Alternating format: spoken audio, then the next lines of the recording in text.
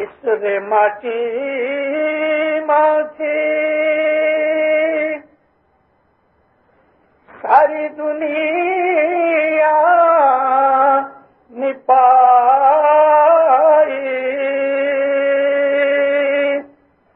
कौन हिंदू कौन मुसलमान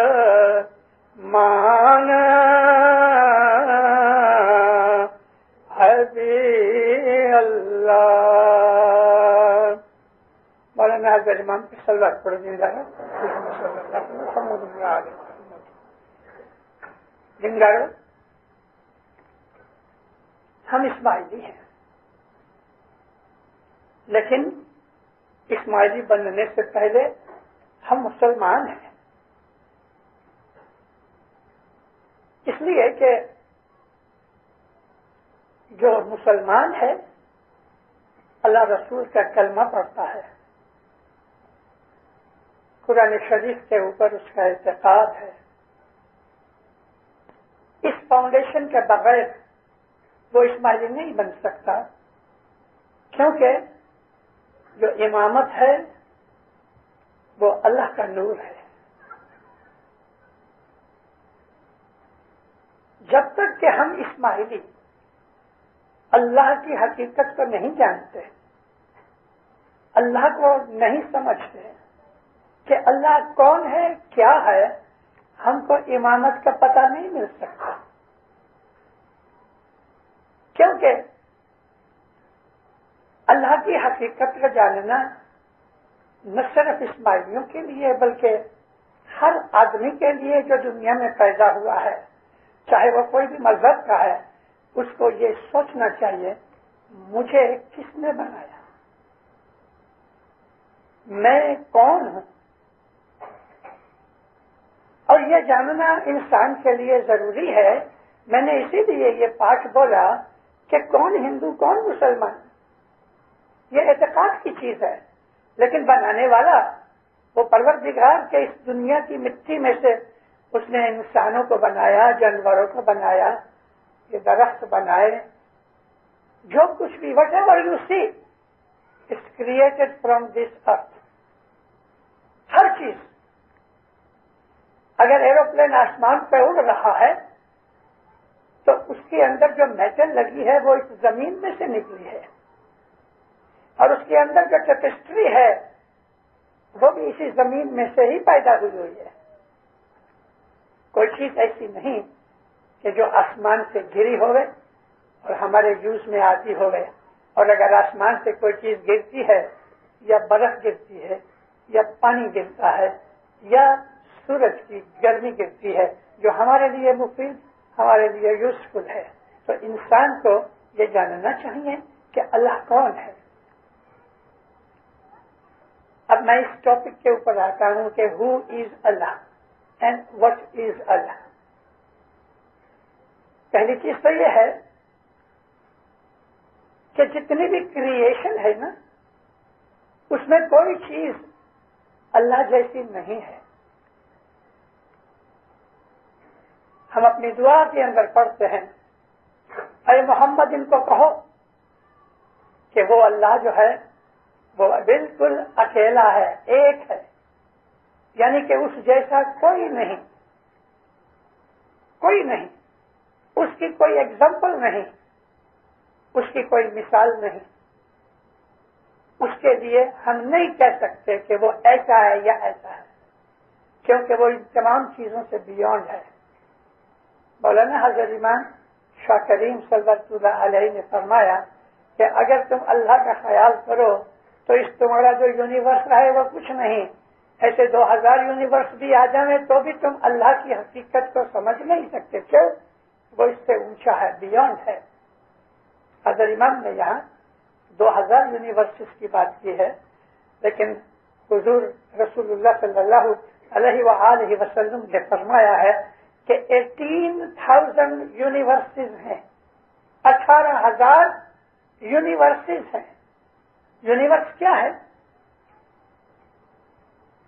कोई ऐसा यहां बैठा हुआ कि जिसने सारी दुनिया देखी है? यहां तो छोड़ दो, सारी दुनिया में भी कोई एक ऐसा आदमी नहीं کہ جس نے ساری دنیا دیکھی ہوگی. یہاں دنیا سے میرا مطلب یہ ہے کہ ہر جگہ اس نے دیکھی ہوگی, فٹ بائی فٹ دیکھی ہوگی. ایسا نہ آج تک پیدا ہوا ہے نہ انشاءاللہ ہوگا, کیونکہ دنیا ہمارے لیے بہت بڑی ہے. آپ میں سے ایسے بہت سے میرے بھائی بہن ہیں کہ جنہوں نے یہاں بہت برس گزارے لیکن سارا ایڈمنٹن ابھی تک نہیں دیکھا, سارا کینیڈا نہیں دیکھا, ساری دنیا نہیں دیکھی. تو یہ یونیورس جو ہے اس کی بابت کیا ہے؟ سورج ہماری دنیا سے 1 کروڑ گنا بڑا ہے. 10 million times. The sun is 10 million times bigger than our earth. And it is 99.9 million miles away from us. 1 crore گنا بڑا ہے لیکن 10 کروڑ مائل دور ہے. صرف اتنا ہی اگر انسان خیال کرے خدا کی حقیقت کو سمجھنے کے لیے تو ہمیں پتہ لگتا ہے کہ اس پروردگار کا حال کون سمجھ سکتا ہے. چاند سورج کو دیکھ کے ہمیں محسوس ہوتا ہے ہم چاند کی حقیقت کو نہیں سمجھ سکتے, سورج کی حقیقت کو نہیں سمجھ سکتے. وہ پروردگار کی طاقت بے حساب ہے, وہ نور ہے. دیکھو دیندارو, اس جمع خانے کے اندر یہ لائٹیں جلتی ہیں مگر ان کے پیچھے اندر وائروں کے اندر الیکٹریسٹی کرنٹ دوڑ رہا ہے, وہ نظر نہیں آتا. ہم الیکٹریسٹی کو کبھی دیکھ نہیں سکتے لیکن اس کے کرشمے دیکھ سکتے ہیں. لائٹ اس کی وجہ سے ہے, ہیٹنگ اس کی وجہ سے ہے, اور اس کی انرجی ایسی ہے کہ ہم کوئی بھی چیز بنا سکتے ہیں. پنکھے چلتے ہیں, ریفریجریٹر چلتے ہیں, گاڑیاں چلتی ہیں, لیکن الیکٹریسٹی نظر نہیں آتی. یہ ایک ایگزامپل ہے چھوٹی سی کہ الیکٹریسٹی کی اتنی بڑی طاقت اور قوت جو ہے جو خدا نے بنائی, تو خدا کتنا طاقتور ہونا چاہیے. خدا ہے نا, اس کی کوئی شکل نہیں, باڈی نہیں, فزیکل سائز کچھ نہیں, خدا کا کوئی بدن نہیں, وہ محض پیور انرجی ہے جس کو ہم نور کہتے ہیں. God is energy. God is nur. The translation of word nur of Arabic cannot be translated fully in English language. نور کا جو مطلب ہے اس کو صرف ہم لائٹ کہہ دیتے ہیں, ہاں کیپیٹل لیٹر سے ایل لکھ دیتے ہیں, لیکن light is not only thing. نور از بیانڈ دیٹ. نور کی جو انرجی ہے وہ لائٹ ہے, لیکن اس میں عقل ہے, انٹیلیجنس ہے, اس میں فار سائٹ ہے, اس میں خدا تعالیٰ کی وہ تمام جو ایٹریبیوٹس ہیں جس کو ہم خدا کی صفت کہتے ہیں وہ اس انرجی کے اندر ہے. اس کا برین بھی ہے. خدا تعالیٰ جو ہے وہ نور ہے, خدا ہے وہ انرجی ہے. اب وہ انرجی ہم اس الیکٹریسٹی کو ہاتھ نہیں لگا سکتے, مر جائیں گے, لیکن اس کے کیے ہوئے جو کام ہے, لائٹ ملتی ہے, پنکھے چلتے ہیں, ہوا ملتی ہے. اسی طرح سے دینداروں, خدا کا جو نور ہے ہم اس تک نہیں پہنچ سکتے, لیکن اس پروردگار نے اپنے انسانوں کو سمجھانے کے لیے اپنے نور کو دنیا کے اندر اس فارم میں بھیجا کہ ہم ٹالریٹ کر سکیں. خدا تعالیٰ کی انرجی کو ہم دیکھ نہیں سکتے اس لیے کہ ہمارے اندر طاقت نہیں. موسیس ہمارے ایک پیغمبر ہوئے کہ بنی اسرائیل کے جو لوگ ہیں, اسرائیلی جوش لوگ جو ہیں وہ حضرت موسیس کو مانتے ہیں. موسیٰ علیہ السلام ہم کہتے ہیں عربی زبان کے اندر. موسیٰ علیہ السلام کو لوگ پوچھتے تھے خدا کیسا ہے, تو جواب نہ دے سکے کیونکہ کیا سمجھانے ان لوگوں کو, اور اس زمانے کے اندر اتنا علم نہیں تھا. موسیٰ نے خدا کو پوچھا, اے خدایا میں تجھ کو دیکھنا چاہتا ہوں. موسیٰ کہتے ہیں خدا کو کہ I want to see you. خدا نے کہا ہے موسیٰ you can't see me. You can't see me means you have no power to tolerate it. لیکن تو میرا پیغمبر ہے، میرا پروفٹ ہے، اس لیے میں تمہیں ایک ذرا سا گلپس دیتا ہوں. اور اللہ تعالیٰ نے ایک چھوٹا سا گلپس، جیسے کہ لائٹننگ اوپر سے آ رہا آسمان سے نکلتی، اس سے فریکشن آف اے سیکنڈ خدا تعالیٰ اوک کا ایک ٹری تھا، OAK، اوک ٹری، جس میں فرنیچر بنتا ہے. اوک کے ٹری میں خدا نے اپنا جلوہ ڈالا، سارا ٹری روشن ہو گیا، اس کے پتے، اس کے برانچز وغیرہ، اس کا اسٹیم نور کا درخت بن گیا. موسیٰ علیہ السلام بے ہوش ہو گئے، سینس لیس ہو گئے، اس لیے کہ اس نور کی جو طاقت تھی اس کو وہ برداشت نہ کر سکے. انسان کا جسم لمیٹڈ ہے، ہم اپنی آنکھ کھول کے سورج کو دیکھ نہیں سکتے، سوا کہ ہمارے پاس ایسا گلاس ہوئے کہ جو بہت ڈارک ٹنٹڈ ہوئے تو اس میں سے ہمیں سورج کا پتہ لگتا ہے، لیکن سورج کی لائٹ کے سامنے ہماری آنکھ نہیں ٹک سکتی. بہت دفعہ ہم گاڑی چلاتے ہیں، سامنے والی گاڑی کی جو لائٹ اتنی پاورفل بریلینٹ ہوتی ہے کہ ہماری آنکھیں بالکل اندھیرے میں آ جاتی ہیں، وی کانٹ سی اینی تھنگ. تو خدا تعالیٰ کی جو لائٹ ہے اس کو دیکھنا ہماری طاقت میں ہے. تو خدا تعالیٰ نے اپنا چھوٹا سا جلوہ دکھایا. تو خدا تعالیٰ کہتا ہے دنیا کے اندر میں نے اپنا نور اتارا ہے اور اس کو سمجھنے کی کوشش کرو. خدا کا وہ نور کسی ایک شکل میں آنا چاہیے، جیسے کہ موسیٰ علیہ السلام کو خدا اپنے نور کا ایک گلمس دکھانے کے لیے اوک کے ٹری کو خدا نے یوز کیا.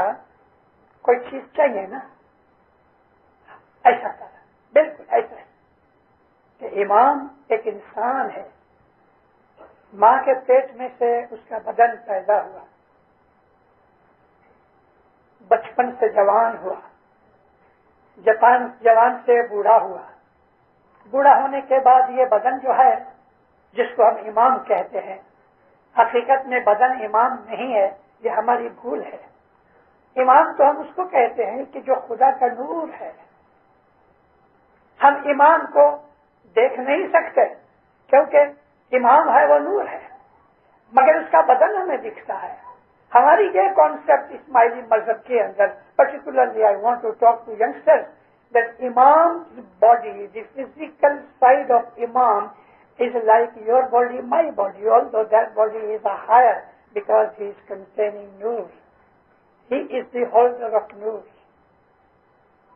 امام کے بدن میں خدا کا وہ نور ہے، جیسے موسیٰ علیہ السلام کو اوک ٹری میں جھاڑ درخت کے اندر اپنا جلوہ دکھایا، ایسا ہی ہم حضرت امام کے اندر جو اس کی اتھارٹی ہے، جس کو ہم امام کہتے ہیں، وہ آنکھ سے نظر نہیں آتی، مگر جس طرح یہ لائٹ جلتی ہے، پنکھے جلتے ہیں، اس طرح ہم امام سے گائیڈنس لیتے ہیں اور اپنی روحانی سائڈ کو اور دنیاوی سائڈ کو ہم بہتر بہتر بہتر بہتر بناتے ہیں.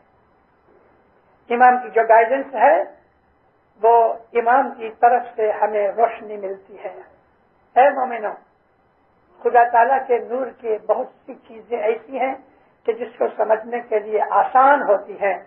خدا کے نور کو صرف لائٹ کہنا وہ بھی کافی نہیں، سفیشینٹ نہیں. ہماری جو عقل ہے وہ بھی خدا کا نور ہے، علم ہے وہ بھی خدا کا نور ہے، انسان کے خیالات میں پیورٹی آ جائے وہ بھی خدا کا نور ہے. نور کی کانسیپٹ جو ہے وہ بہت واسٹ ہے. ایک انسان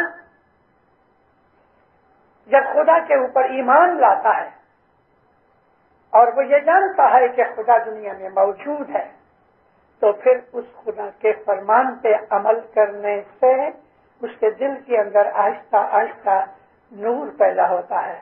میں آپ کو ایک چھوٹی سی اور مثال دوں. آپ کاپر میٹل ہے نا، کاپر کا ایک باؤل لے لو. آپ دیکھو گے تو یہ ڈرٹی ہے، اگلی ہے، لیکن اسی کاپر کے میٹل کو تھوڑی ریت لے کے سینڈ سے اس کو گھسو تو اس کے اندر آہستہ آہستہ شائننگ پیدا ہوگی.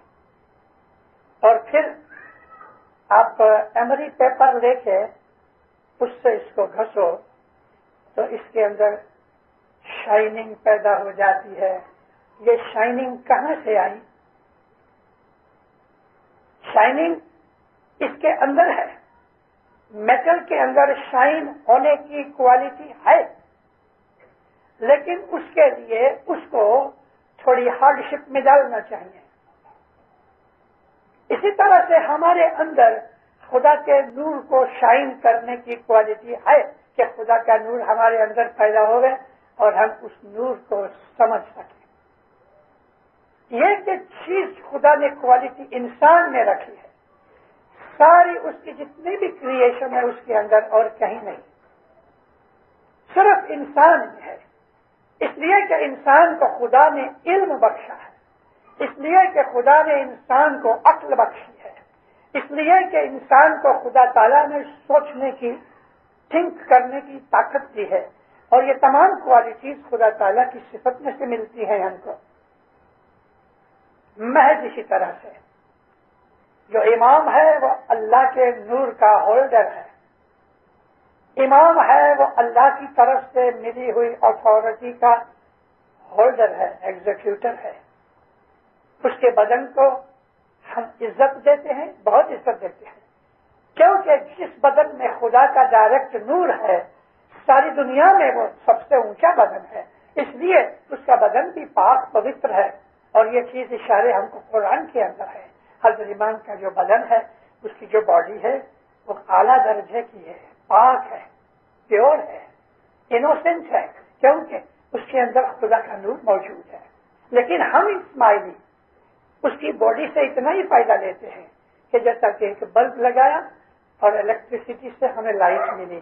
یہ جو بدن ہے، میں نے آپ کو عرض کی کہ اسماعیلی مذہب کے اندر، طریقہ کے اندر حضرت امام کی جو باطن سائز ہے جس کو ہم نور کہتے ہیں، اور حضرت امام کی جو فزیکل سائز ہے جس کا یعنی ہم جسمانی طور پہ حضرت امام کو لیتے ہیں، زندہ روح، ان دونوں کو مکس نہیں کرنا چاہیے. ہم نے اگر علی سے ہم دیکھ لیں تو مولا مرتضی علی سے امام سلطان محمد شاہ داتار تک 48 امام ہمارے گزر گئے. وہ پیدا ہوئے تھے، بڑے ہوئے، بوڑھے ہو گئے، بیمار پڑے، گزر گئے. تو خدا تو گزرتا نہیں، خدا کو موت نہیں، خدا کو بھوک نہیں، خدا کو پیاس نہیں، خدا کو نیند نہیں. وہ چیزیں جو حاجتیں، جو نیڈز اور نیسیسٹیز انسان کو چاہیے، اللہ تعالیٰ اس سے اونچا اور پاک ہے. یہ چیز سمجھ کے ہمیں نور کی حقیقت کا پتہ لگتا ہے کہ نور کیا چیز ہے. اور وہ نور امامت کا نور ہے. اور امامت کے نور سے سارے پرانے زمانے کے اندر جب لوگوں کے پاس اتنا علم نہیں تھا، اور خصوصی کر کے ہم ہندوؤں میں سے جب آئے اور ہمارے وہ بھائی کے جو افغانی ہیں، ایرانی ہیں، تاجکستان والے ہیں، دوسرے ہیں، یہ لوگ بھی اسلام کے پہلے مسلمان نہ تھے. سب سے پرانے اسماعیلی آج جو ہیں تو وہ تاجک اسماعیلی ہیں، جس کو ہم بدخشان کہتے ہیں. میں جب تاجکستان گیا 94 کے اندر تو میں نے ابھی آنکھوں سے اسٹڈی کرنے کے لیے کہ ہمارے تاجک بھائی کیسے ہیں. مولانا امام زین العابدین تاجکستان آئے تھے، اور تاجکستان کے جو لوگ ہیں وہ مولا مرتضی علی کے گھر میں 4 ایسے لڑکے تھے چھوٹے چھوٹے کہ جو ماتا فاطمہ کی خدمت کرتے تھے. میں اپنی کسی واعظ میں کچھ عرصہ پہلے یہ سمجھا چکا ہوں، لیکن مجھے آج واپس ضرورت پڑی. میں آپ کو سمجھانا چاہتا ہوں کہ کسی ایک لڑائی کے اندر 4 چھوٹے چھوٹے لڑکے جو یتیم تھے وہ مولا مرتضی علی کے گھر میں ماتا فاطمہ کی خدمت کرتے تھے. اس کی تواریخ ہم کو ہماری ستوینی کے اندر ملتی ہے. اور ادھر جا کے پرسنلی جب میں نے وہ حالات دیکھے، کیونکہ 1923 کے اندر پیر سبزلی کو امام سلطان محمد شاہ نے بھیجا تھا وہاں، مگر پیر سب جب واپس آئے تو کوئی حقیقت کچھ خاص جماعتوں کو مل نہ سکی. کچھ واعظیں ہوئی ضرور، مگر وہ زمانے میں ٹیپ ریکارڈرز نہیں تھے. مگر میں جو دیکھ کے آیا اس میں سے تھوڑا سا میں آپ کو بتانا چاہتا ہوں. امامت کے ساتھ اس کا تعلق ہے. ماتا فاطمہ جب موت کے نزدیک آئیں، یہ بچے وہ بچے تھے کہ جو نہ تو مرد تھے نہ عورت تھے، یونیک تھے، اور ان بچوں کو 10-12 سال کی عمر کے اندر ماں کی خدمت کے لیے رکھا گیا۔ جب موت نزدیک آئی تو بی بی فاطمہ نے ان بچوں کو بلایا، دعا آشیش دی اور فرمایا تم نے میری جس ایمانداری اور محبت سے خدمت کی میں بہت خوش ہوں، اور میں یہ کہتی ہوں تم کو کہ علی کی پہچان مت چھوڑنا، علی کی خدمت مت چھوڑنا، علی سے سچے رہنا۔ اس کے متعلق بہت سی ہدایت تھی، اور پھر بی بی فاطمہ علیہ السلام نے ان کو دعا دی کہ تم بڑے ہو گئے، مالدار بنو گے، اعلی اولاد والے بنو گے، اور تمہاری اولاد بہت پھیلے گی۔ ابھی یہ اس لائق تو ہے نہیں کہ اولاد ہو سکے، لیکن ماتا فاطمہ نے ان کو دعا دی۔ خدا تعالیٰ کی قدرت، آج میڈیکلی سیکس چینجز ہوتے ہیں، مرد میں سے عورت بن جاتے ہیں، عورت میں سے مرد بنتے ہیں، مگر یہاں تو بی بی فاطمہ علیہ السلام نے دعا دی ان کو، اور حقیقت یہ ہوئی کہ جب یہ بڑے ہوئے تو یہ اس لائق بن گئے، ان کی اولاد ہوئی۔ یہ تاجک کے لوگ جو ہیں نا بدخشان والے، یہ ان 4 خوجوں کی اولاد ہے۔ جب میں نے یہ حقیقت ان کو بھی بیان کی تو ان کو بھی یہ بات ایک نئی لگی، لیکن ہمارے اسماعیلی اتہاس کے اندر شاستر میں موجود ہے۔ یہ لوگ پھیلتے گئے، اولاد بہت ہوئی، اور خصوصی اس طرف پامیر کے علاقے کے اندر آ کے بیٹھے۔ ان کے بزرگوں نے ایک رسم جاری کی۔ رسم یہ ہوئی کہ کسی بھی عورت کو بچہ ہوئے تو امیڈیٹلی اس بچے کو ایک پوش میں ڈال کے، یعنی کاٹن وغیرہ رکھ کے، اور چمڑے کی ایک بیگ بناتے ہیں، اس بیگ کے اندر اس چھوٹے بچے کو ابھی پیدا ہوا ہے نہلا دھلا کے اس کو اس میں رکھ دیتے ہیں، اور پھر جماعت کے کچھ لوگ پہاڑ کے اوپر 5-6 ہزار فٹ کی بلندی پہ، یا کبھی جہاں ضرورت ہے تو 2000 فٹ کی بھی موجودگی ہے، تو اس پہاڑ کے اوپر جا کے یہ ساری جو پامیر رینج ہے اس میں یہ چیز بنتی ہے۔ دعا مانگتے ہیں، کیا مولا یہ بچہ بڑا ہو کہ اگر تیرے خلاف جانے والا ہے، تیرا رستہ چھوڑ دینے والا ہے، تو اس کو ابھی سے موت لے جائے، یہ بچہ ہم کو نہیں چاہیے، اور اگر یہ بچہ تیرا عاشق، تیرا فرمان بردار رہے گا تو ہماری دعا ہے کہ اس کو اچھی تندرستی دے، ایمان دے اور لمبی زندگی دے۔ یہ کہہ کے دعا مانگ کے اور وہ بچے کو آہستہ سے چھوڑ دیتے ہیں۔ یہ لڑکتا پتھروں کے ساتھ لگتا نیچے آتا ہے، اور جب یہ نیچے آ کے اس کو کھولتے ہیں تو بچہ جیتا ہوتا ہے۔ مولا مرتضیٰ علی کے زمانے سے یہ رسم ان کے زمانے سے چلی آتی ہے، 1300 سال ہو گئے۔ میں نے ان کو پوچھا کہ یہ رسم کبھی شروع ہوئی، تو انہوں نے اس بات کو کہا نہیں کہ کبھی شروع ہوئی، کیونکہ ستوینی کے اندر یہ جو اشارے ہیں ان بیچاروں کو پتا نہیں ہے۔ میں نے پوچھا کہ کبھی کوئی بچہ مر گیا؟ کہنے لگے گئے 1300 سال میں ایک بچہ مرا، ایک، اور وہ مر گیا کیونکہ وہ مولا کا عاشق نہ ہونے والا تھا۔ امام زین العابدین ادھر آئے، مولانا امام محمد باقر ادھر آئے۔ امام زین العابدین علیہ السلام کی وہ جگہ کہ جہاں آپ بیٹھے ہوئے تھے، اور آسمان تو کیا، یعنی پہاڑ کے اوپر کافر لوگوں نے ایک بہت بڑا پتھر، وہ پتھر کتنا کہ اس جماعت خانے کا چوتھا حصہ سمجھ لو، اتنا بڑا پتھر انہوں نے اوپر سے لڑکا دیا، اور امام نیچے بیٹھے تھے، تو امام نے ایسا ہاتھ رکھا، وہ پتھر ادھر رک گیا، ابھی بھی رکا ہوا پڑا ہے، اور صرف اس کا ایج لگا ہوا پہاڑ کے ساتھ، سارا پتھر کا وزن اس طرف ہے۔ اگر آپ گریویٹیشن کا حساب کریں تو پتھر گر جانا چاہیے، لیکن پتھر ٹکا ہوا ہے، جیسے کسی نے اس کے ساتھ اس کو ویلڈ کر دیا ہے، ابھی بھی وہ پتھر پڑا ہے۔ امام زین العابدین پھر اوپر گئے، اور اوپر جا کے اپنے 2 ہاتھ پتھر کے اوپر رکھے، اور وہ 2 ہاتھ امام نے اس طرح رکھے کہ آج آپ ان ہاتھوں کو دیکھ سکتے ہیں، جیسے کسی سافٹ مڈ کے اندر 2 ہاتھ لگا دو تو اس کا وہ پنجہ بن جاتا ہے، ایسا آپ آنکھ سے دیکھ سکتے ہو۔ امام زین العابدین کے 2 پنجے لگے ہیں۔ بعد میں ان لوگوں نے اس پتھر کے ارد گرد لکڑی کا فریم وغیرہ لگایا اور اب ہم آسانی سے اس کو دیکھ سکتے ہیں۔ امام زین العابدین نے آ کے یہ کرامت دکھائی جو آج تک موجود ہے۔ تو ہمارے یہ جو بھائی ہیں یہ مولانا مرتضی علی کے زمانے سے ہیں، اور اس وقت ساری دنیا میں سب سے پرانے اولڈ اسماعیلی تاجکستان بدخشان کے ہیں۔ بدخشان کا میرا مطلب یہ ہے آدھے سے زیادہ بدخشان جو ہے وہ افغانستان کے اندر ہے اور باقی کا ادھر ہے گورنو بدخشان۔ مگر یہ لوگ امامت کے زمانے سے پہلے اسماعیلی نہ تھے۔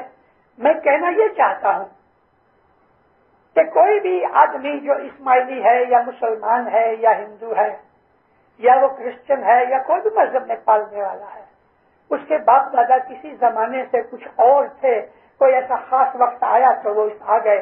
دنیا جب سے بنی تب سے اگر کسی کی کوئی نسل چلتی آئی ہے تو وہ صرف حضرت امام کی نسل ہے اور کسی کی نہیں۔ یہی وہ نسل ہے جس کے لیے قرآن شریف میں بھی اشارہ ہے۔ سورۃ النور کی جو آیات النور ہے اس کے اندر یہی چیز ہے کہ یہ اس درخت میں سے یہ نکلا ہوا تیل ہے کہ نہ تو مشرق کا نہ ہے نہ مغرب کا، نائدر فرام دی ایسٹ اور نارتھ فرام دی ویسٹ۔ یہ ایک ہی فیملی ہے مولانا حضرت امام کی کہ جو اماموں اور نبیوں کی فیملی ہے، ون فیملی۔ امام اس دنیا کے اندر خدا کے نور کا ہولڈر ہے اور اس نور کی ہمیں ہدایت امام سے ملتی ہے، اور یہ ہماری کانسیپٹ آف امامہ ہے۔ اس لیے ہمارے اوپر یہ فرض ہے، ہم نے بیعت کر کے یہ پرومس کیا ہے کہ اے مولا ہم تیرا حکم مانیں گے، وفادار رہیں گے، فرمان بردار رہیں گے۔ اسماعیلی مذہب کے پرنسپلز میں یہ پہلا پرنسپل ہے کہ حضرت امام کا حکم مانا جائے۔ اوبیڈینس جو ہے وہ امامت کی کانسیپٹ میں پہلی چیز ہے، اور ہم اسماعیلی ہونے کے ناطے حضرت امام کی ہم نے بیعت کی ہوئی ہے، ہمیں امام کا حکم ماننا ہی چاہیے۔ کہ ہم نے بیعت کی ہوئی ہے، ہمیں امام کا حکم ماننا ہی چاہیے۔ اگر ہم نے اس کا حکم نہیں مانا تو ہمارے ایمان میں، ہمارے پرومس میں خلل ہے، ہماری نیت میں خلل ہے، ہم پیور نہیں ہیں۔ اس لیے جب تک کہ ہماری نیت، ہمارا ایمان پیور نہیں ہوتا، جب تک کہ ہم امام کے فرمان پہ عمل نہیں کرتے، ہمارے اندر وہ خدائی کوالٹیز پیدا نہیں ہوتی۔ اللہ تعالیٰ جو ہے رب ہے، رب کہتے ہیں پالنے والے کو۔ ادھر جو مائیں بیٹھی ہیں وہ بھی پالنے والی ہیں، ماں بھی ایک چھوٹا رب ہے، کیونکہ نہ صرف بچے کو دودھ پلاتی ہے بلکہ اس کے بچے کا کپڑے پہناتی ہے، بدن صاف کرتی ہے۔ اللہ تعالیٰ بڑا رب ہے، ماں چھوٹا رب ہے۔ قرآن شریف کے اندر فرعون کے لیے بھی رب کا لفظ یوز کیا گیا کہ فرعون کے لوگ فرعون کو رب کہتے تھے، کیونکہ فرعون کو پیسے دیتا تھا، کھانا پینا دیتا تھا، کپڑے دیتے تھے۔ مگر انسان کے اندر بھی خدا کی جتنی بھی کوالٹیز ہیں، تھوڑی تھوڑی کوالٹیز خدا تعالیٰ نے انسان میں رکھی ہے۔ خدا رحیم ہے، انسان کے اندر بھی رحم ہے۔ خدا جو ہے وہ حلیم ہے، حلیم کہتے ہیں ٹالرنٹ کو، برا کر دو تو مارتا نہیں، چھوڑ دیتا ہے، اس کو کہتے ہیں حلیم۔ ایسی حلیمی انسان میں بھی ہے۔ تو جو کوالٹیز خدا نے اپنے اندر ہیں اس کی، ہمارے اندر تھوڑی تھوڑی وہ کوالٹیز ہیں، مگر ہم کو غصہ آتا ہے، خدا کو غصہ نہیں آتا۔ ہم کسی پہ ظلم کرتے ہیں، خدا ظلم کبھی نہیں کرتا۔ ہم کسی کے ساتھ انیائے کرتے ہیں یعنی ناانصافی کرتے ہیں، خدا ناانصافی نہیں کرتا۔ تو ہمارے اندر خدا کی کوالٹیز بھی ہیں، اور خدا کے اپوزیشن میں اگر میں کہہ دوں تو شیطان کی کوالٹیز بھی ہیں۔ امام کا کام یہ ہے کہ وہ ہمیں بتائے what is right what is wrong. امام کی دوربانی میں، امام کی گائیڈنس کے اندر ہمیں رائٹ اور رانگ کا پتہ لگتا ہے۔ اور اگر ہم اس کے فرمان پہ عمل کریں تو آہستہ آہستہ جو نیگیٹو کوالٹیز ہیں وہ گھٹتی جائیں گی اور پازیٹو جو الہی کوالٹیز ہیں وہ بڑھتی جائیں گی، یہاں تک کہ انسان کی موت نزدیک آ جائے تو اس کی جتنی بھی اچھی کوالٹیز خدا کی صفتیں اس میں آ جائیں تو جیسے ہی اس کی روح یہاں سے جائے وہ خدا کے نور میں مل جائے۔ یہ الٹیمیٹ گول ہے ہمارا دنیا کے اندر بھی اور خصوصی طور پہ آج کی دنیا کے اندر۔ اے مومنو، میں دیکھ رہا ہوں، میری آج 80 برس کی عمر ہے، میں چھوٹی عمر سے حالات کو دیکھ رہا ہوں اور 11 سال کی عمر سے میں نے وعظیں شروع کی ہیں، 17-18 سال کی عمر سے میں آفیشلی مشنری ہوں، بہت گھوما پھرا ہوں، میں یہ دیکھ رہا ہوں اور مجھے دکھ ہوتا ہے یہ دیکھ کے کہ دنیا ساری اور اس میں ہم اسماعیلی بھی آہستہ آہستہ ہم خراب ہو رہے ہیں، نیچے گر رہے ہیں، ہماری اچھائیاں گھٹ رہی ہیں، ہماری برائیاں بڑھ رہی ہیں، ساری دنیا کی بڑھ رہی ہے لیکن ہماری بھی ساتھ ہے کیونکہ ہم دنیا میں رہتے ہیں۔ اب ہم دنیا کے اندر ساتھ رہ کے ہماری بدیاں برائیاں اگر بڑھتی جائیں تو پھر امام سے ہم نے کیا فائدہ اٹھایا؟ اور کسی کے پاس تو امام نہیں ہے، ہمارے پاس ہے۔ امام کے ہوتے ہوئے، امام کی بیعت کرنے کے بعد، امام کو پرومس دینے کے بعد کہ ہم تیرا حکم مانیں گے یا مولا، پھر بھی ہمارے اندر وہ بدیاں برائیاں قائم رہے ہیں تو اس کا ایک ہی مطلب ہے کہ ہم امام کے ساتھ آنےسٹ نہیں ہیں، ہم اپنی مرضی سے چلتے ہیں، امام کے فرمان پہ نہیں چلتے۔ ہمارے اندر کی بدیاں برائیاں میں یہاں بیان کرنے کے لیے نہیں آیا ہوں لیکن آپ لوگ جانتے ہو 25-30 برس سے اس ملک کے اندر رہنے کے پر بھی ہمارے اندر اس ملک کی اور دنیا کے ساتھ کی بدیاں آہستہ آہستہ آہستہ گھس رہی ہیں جو ہمارے مذہب میں جائز نہیں ہے۔ میں صرف ایک مثال اشارہ کرنا چاہتا ہوں آپ کو۔ یہاں کینیڈا کے اندر لا ہے کہ ایک لڑکی ایک لڑکا دونوں یاری دوستی کے اندر ایک ساتھ رہیں، بھلے بچے بھی ہوتے ہوں گے، ان کو ہم ادھر کہتے ہیں کامن لا میرج، نکاح نہیں پڑھتے، ان میں ڈیورس ہے ہی نہیں، یوں ہی کہہ دیا تم چھوٹے میں چھوٹا۔ یہ حرام ہے ہمارے مذہب میں، اسلام کے اندر، لیکن میرا دل دکھتا ہے یہ کہنے سے کہ ہمارے اندر یہ بدیاں آ رہی ہیں، آ چکی ہیں۔ ایسے کچھ اسماعیلی ہیں کہ جو کامن لا میرج میں رہ رہے ہیں، جو مذہب کے ساتھ نہیں ملتی، اور تو کئی بدیاں برائیاں ہیں جو آ رہی ہیں، ہمیں یہ دھیان رکھنا چاہیے۔ میں یہی کہنا چاہتا ہوں کہ ہم نے حضرت امام کے ساتھ پرومس کیا، حضرت امام کے ساتھ ہم نے بیعت کی، ہمارے اندر جو خوبیاں، ہمارے اندر جو ایڈوانٹیجز ہونے چاہیے، ہمارے اندر جو کوالٹیز ہونی چاہیے، ہماری آنےسٹی، ہماری محنت، ہماری ٹالرنس، پیشنس، کوآپریشن، ایک دوسرے کی مدد، purity of thinking and purity of action, یہ چیزیں ہمارے اندر مٹتی جاتی ہیں۔ تو میری یہ عرض ہے کہ ہم اسماعیلی ہیں، ہمیں اسماعیلی طریقے پہ رہنا چاہیے، اور اگر اسماعیلی طریقے پہ نہیں رہیں گے تو دنیا ہم کو کھینچ لے گی۔ ایسے بہت سے اسماعیلی ہیں، آج 1 لاکھ اسماعیلی کے قریب ہے، 1 لاکھ نہیں پہنچے لیکن لاکھ کے قریب ہے نارتھ امریکہ کے اندر، اسٹیٹس اور کینیڈا ملا دے میں تو لگ بھگ 1 لاکھ اسماعیلی ہیں۔ مگر زنداروں، میں ایسے اسماعیلیوں کو بھی جانتا ہوں کہ جو انڈیا پاکستان سے ادھر آئے ہیں اور آج اسماعیلی نہیں رہے، وہ پھر گئے، چلے گئے۔ کیوں چلے گئے؟ کام کاج میں لگ گئے، جماعت خانے نہیں آیا۔ جماعت خانہ ایک ایسی چیز ہے کہ جو اسماعیلی ہو کے روز جماعت خانے نہیں آتا، یاد رکھو اس کا حال مولانا علی شاہ ماباب کے ایک فرمان کے لیے میں کہتا ہوں۔ مولانا علی شاہ ماباب فرمایا کہ ایک شیپرڈ ہے، وہ بھیڑوں کو، بکریوں کو، اس کی جو یہ گوٹس اور شیپ ہیں ان کو ڈھیر سے باہر نکلتا ہے گریزنگ کرانے کے لیے۔